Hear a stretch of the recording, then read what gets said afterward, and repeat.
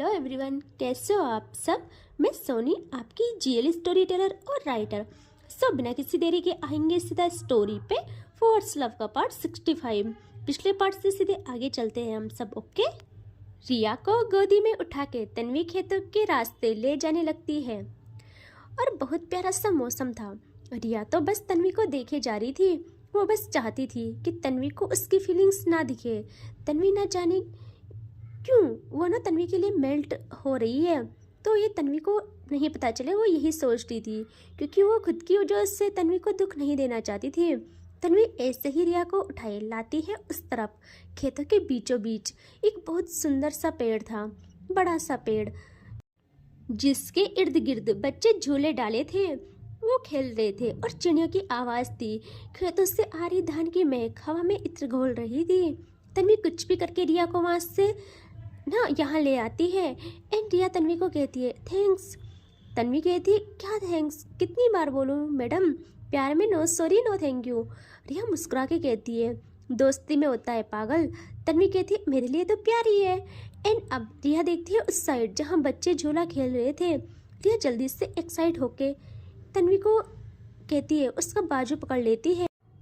यहाँ जैसे ही उसने तन्वी का बाजू पकड़ा था, हाय तन्वी को क्या सुकून मिलता है।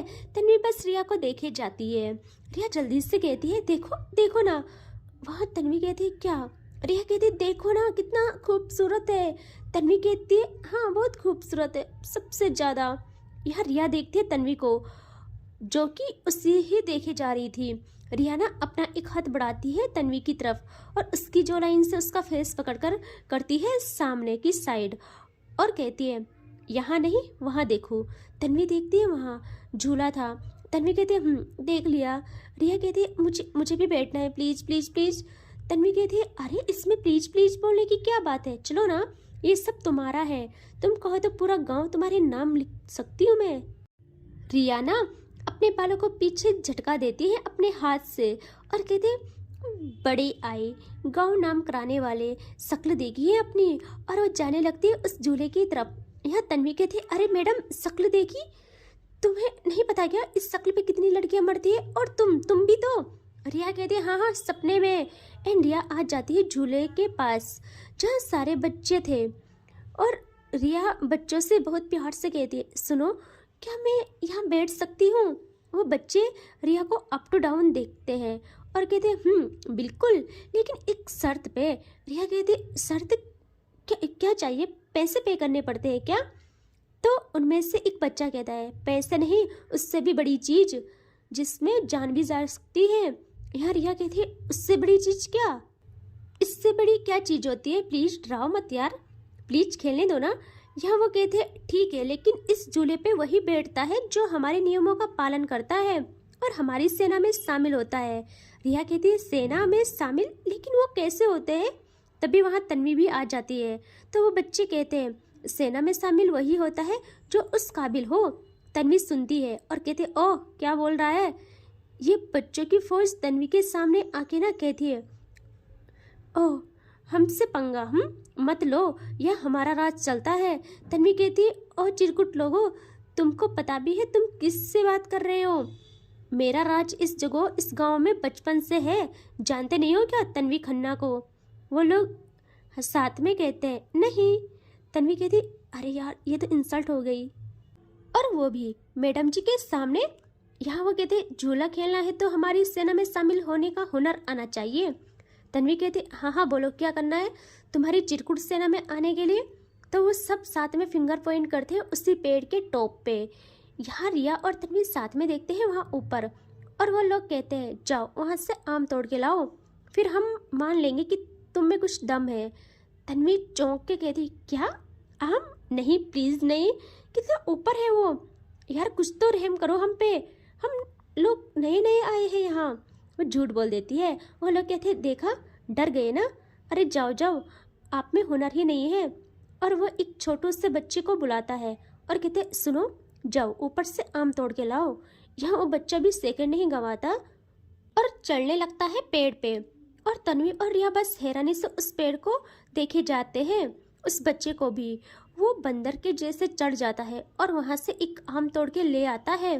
यहाँ तन्वी का गला सूख जाता है और कहती है वो यार ये क्या था, एक झूला खेलने के लिए हमें ये पे करना पड़ेगा जिसमें जान जाए। वो कहते हैं डर गए और बच्चे हंसने लगते हैं। यहाँ तन्वी घूरती है उन्हें और कहते बेटा हंस रहे हो, रुको तुमको तो मैं बताती हूँ। वो कहते हैं पहले चलना सीखो फिर आना शहरी बाबू। यहाँ रिया उनकी बातों पे हंस पड़ती है और कहती है यार ये लोग कितने फनी है, चलो नहीं खेलना अब तो मुझे।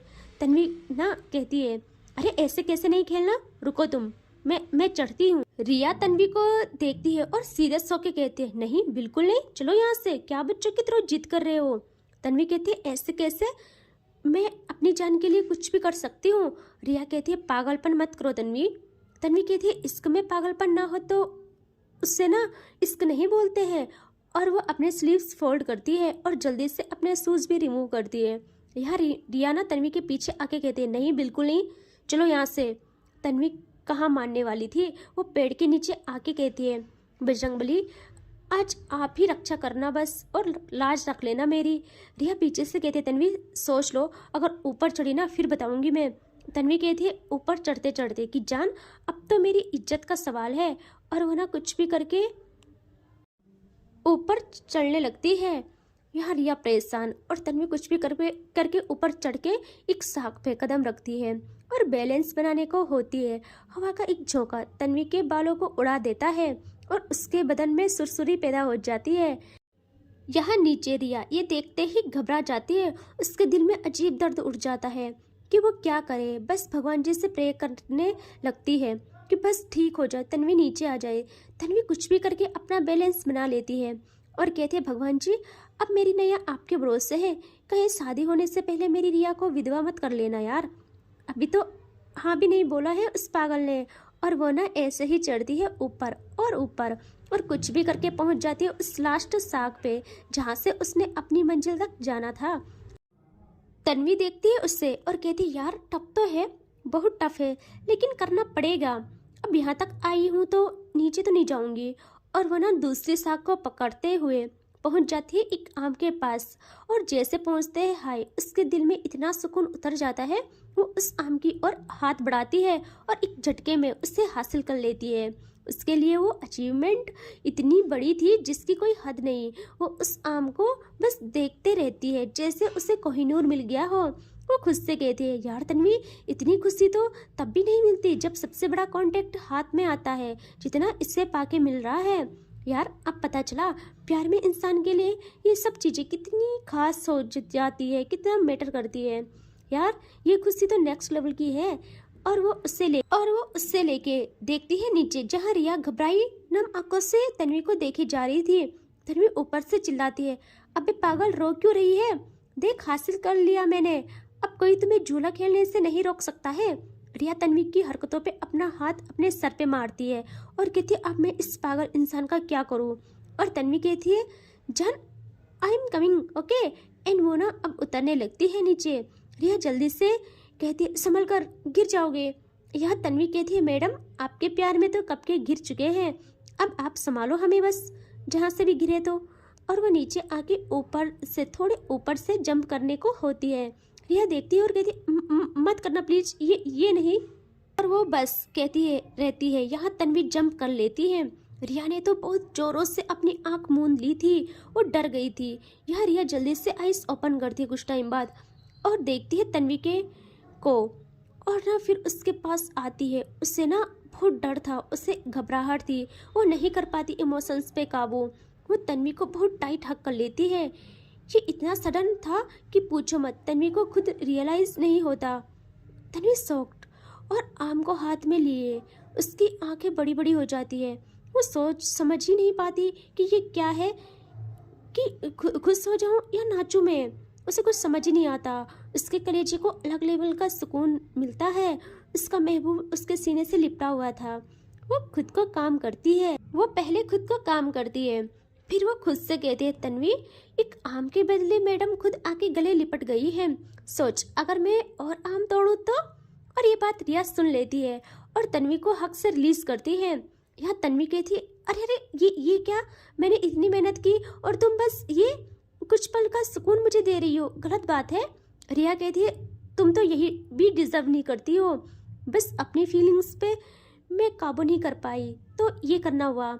यहाँ तन्वी कहती है तो मैडम आप मान चुकी है ये बात कि मैं आपका सब्र तोड़ सकती हूँ, इतना टैलेंट है मुझ में।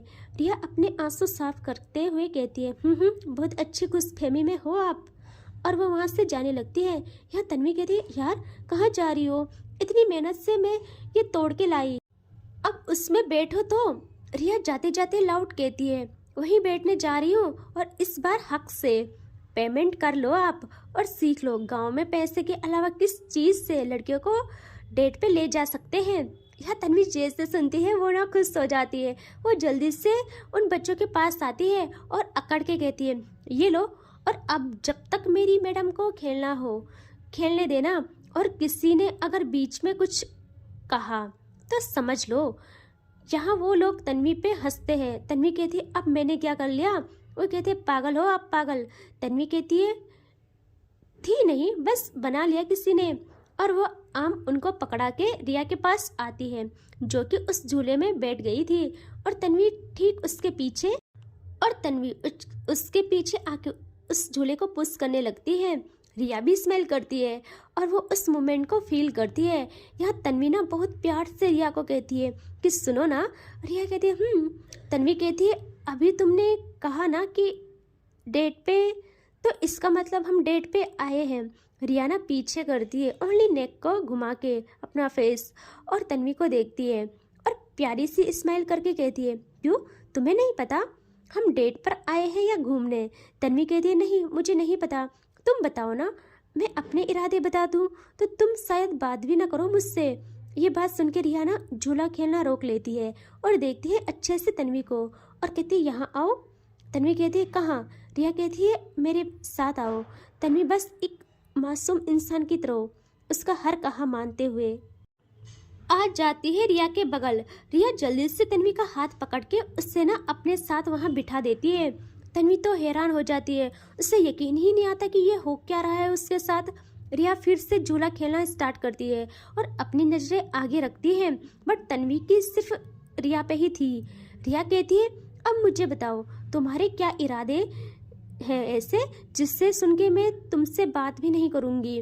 तन्वी ऐसे ही रिया को देखते हुए कहती है बस इतना सा इरादा है कि अपनी सांसें तुम्हारे नाम लिख दूं और तुम अधूरी मैं अधूरी दोनों मिलकर एक दूसरे को मुकम्मल कर देते हैं। रिया कहती है तो ये इरादे हैं आपके, तो ये इरादे जान के मैं आपसे बात क्यों नहीं करूँगी।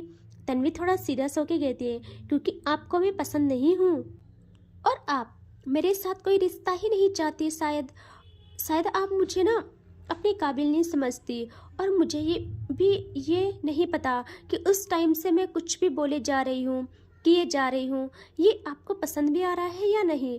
लेकिन अगर मेरी कोई हरकत आपको यूँ उठाना यूँ सताना यूँ कुछ भी बोलना बुरा लगा हो तो माफ़ करना मुझे प्लीज़। मैं सिर्फ इतना जानती हूँ कि पहली बार किसी के लिए ये दिल धड़कता है, पहली बार किसी के लिए मर मिटने को मन करता है। सो मेरी अपने जज्बात जाहिर करने की ये आदत है। यहाँ रिया देखती है तन्वी को और आई कांटेक्ट करते हुए कहती है क्या पहली बार पहली इंसान सिर्फ मैं ही हूँ, सच में बताना। तन्वी को ये बात लग जाती है, वो रिया को कहती है कर सको तो मेरी चाहत का यकीन करना, वरना दिल चीर के दिखाने को भी बोलोगी तो मैं भी वो भी कर लूँगी। मैं मौत से भी नहीं डरती, वैसे भी इश्क के सातों मकामों में आखिरी मकाम मौत होता है। और वो वहाँ से उड़ जाती है। यहाँ रिया बस तन्वी को देखती ही रहती है और तन्वी पीछे भी नहीं देखती। वो जाती है उस पेड़ के पीछे की साइड जहाँ एक प्यारा सा तालाब था, उसके साइड में तन्वी जाके खड़ी हो जाती है और देखने लगती है उस तालाब को। वो बस वहाँ हाथ बांधे खड़ी थी और रिया देखती है तन्वी नहीं आ रही है, और वो बहुत कंट्रोल करती है खुद को बहुत ज़्यादा, और उससे जब नहीं रहा जाता वो भी अपने दिल से बेबस हो जाती है।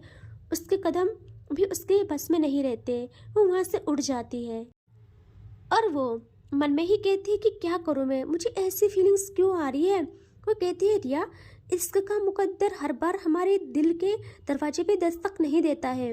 कोई इंसान इतना टूट के तुम्हें चाहे, और वो कुछ नहीं सोचती आती है तन्वी के पास। तन्वी बस तालाब को देखे जा रही थी और रिया ना नहीं रोक पाती खुद को। तन्वी तो हाथ बांधे थी, वो तालाब की शांत लहरों को बस खामोशी से देख रही थी। रिया के दिल में बस एक ही बात घूम रही होती है, किस्मत सबको ऐसा इंसान नहीं देती जो टूट कर भी प्यार करे, और आपका अतीत जानने के बाद भी आपको बिना किसी शर्त के प्यार करे, बिल्कुल अलग लेवल्स का। उस पल रिया का सब कंट्रोल टूट गया था, और वो ये भी सोचती है कि कहीं मैं खो ना दूँ इस इंसान को जो मेरा मुकद्दर बना, मेरे सामने मेरे प्यार के लिए झोली फैलाई खड़ा है। और वो कुछ नहीं सोचती, कुछ नहीं समझती, वो बस भागती हुई आती है बिल्कुल तेजी से तन्वी की तरफ, और इतना पजेसिव हक करती है तन्वी को बेखक। इतना रो इतना सडन था कि एक पल के लिए तन्वी की सांसें अटक जाती है। तन्वी शॉक्ड हो कर बिल्कुल सक जाती है, उससे यकीन ही नहीं आता, ये उसने सोचा भी नहीं था। और इस बात से उसकी बॉडी कांप जाती है, उसकी आंखों में नमी आ जाती है जिसे वो थाम लेती है। उससे यकीन नहीं हो रहा था कि रिया रिया जो कभी पास नहीं आती थी, वो आज यूं उसके वजूद से लिपटी है। तन्वी ऐसे जैसे उसकी बॉडी से सारी ताकत किसी ने ले ली हो और उसके दर्द को किसी ने छीन डाला हो। उससे यकीन नहीं आता, रिया आज उसकी पीठ से यूं चिपक कर सब बंदिश तोड़ रही है। तन्वी मुश्किल से अपनी सांसों को ठीक करती है, दर्द को दबाती है और आहिस्ता से पीछे मुड़ के देखती नहीं लगती है उसे। आंखों में हल्के से आंसू और चमक थी, और आवाज में वो दर्द भरी हल्की सी कंपन। वो कहती है, रिया ये क्या कर रही हो तुम? रिया भी अब देखती है, अपनी पलकें उठाई तन्वी को, और तन्वी आज पहली बार रिया की भीगी आंखों में खुद के लिए एक अलग फीलिंग देखती है। रिया तन्वी को देख के कहती है, क्या क्या हाँ क्या कर रही हूँ का क्या मतलब? तुम नहीं जानती हो कोई किसी से इस तरह क्यों लिपट जाता है? वहाँ बहुत बोलना हो रहा था कि मैं सताती हूँ तो माफ़ करना, यूँ गोदी उठा दी, यूँ बातें बोल दी तो माफ़ करना। अगर मुझे इतना ही तुम्हारा बोलना, तुम्हारा मुझे उठाना खराब लगता तो क्या मैं होने देती ये सब? और वह ना तन्वी को उसके कॉलर से ग्रेप करती है और कहती है, जब जब जब मैंने वहाँ बोला कि क्या पहले मैं ही हूँ जिसके लिए फीलिंग्स आई है, तो सीधा सीधा जवाब नहीं दिया गया तुमसे? यूँ मुंह बना कि यहाँ कैसे आ गए?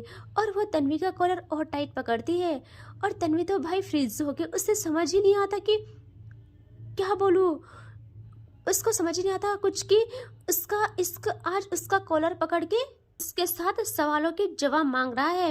यह तन्वी कुछ कह ही नहीं पाती, वो हल्का हकलाने लगती है और वो कहती है, मैं वो। यहाँ तन्वी कुछ और कहती, रिया अपने पैरों को थोड़ा ऊपर उठाती है, मतलब अपने पैरों को अपने बॉडी को ऊपर लिफ्ट करती है, क्योंकि तन्वी की हाइट ज़्यादा थी।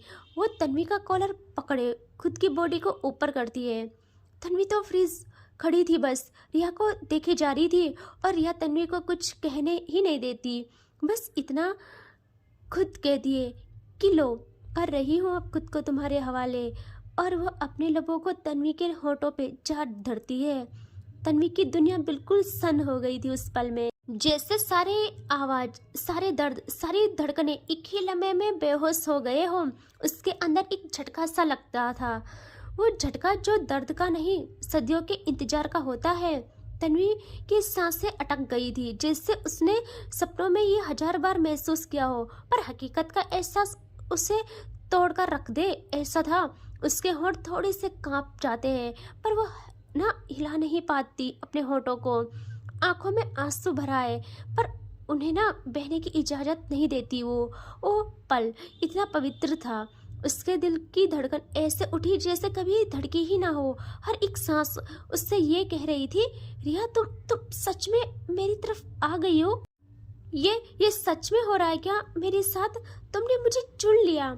तन्वी के अंदर एक अजीब सा हल्कापन फैल गया था, जैसे साल भर का बोझ, साल भर का दर्द उस एक छोटे से कोमल से स्पर्श ने धूल करके रख दिया हो। इन दोनों के होंठ मिले थे, बट मूवमेंट कोई नहीं कर रहा था। अब कुछ टाइम के बाद तन्वी के हाथ ना धीरे धीरे रिया की कमर की ओर जाते हैं, और तन्वी अपनी आईज क्लोज करके रिया की कमर को टाइट पकड़ लेती है, और रिया के हाथ तन्वी के नेक के अराउंड जाते हैं, और उसकी भी आईज क्लोज हो जाती है। एंड अब तन्वी कहती है, अपने होठों को ओपन, सॉरी, अब तन्वी करती है अपने होठों को ओपन एंड करने लगती है प्रॉपर किस एंड रिया ये करने देती है। हाय क्या सुकून था, तालाब के किनारे दो लव बर्ड्स किस कर रहे होते हैं, दोनों दिल एक दूसरे के नाम हो गए थे उस पल में। एंड इनकी किस ना प्रॉपर तरीके से चलती है वेट वाली, और धीरे धीरे ना ये पैशनेट होने लगती है। और इससे आगे देखते हैं नेक्स्ट पार्ट में, ठीक है। Take care, bye bye.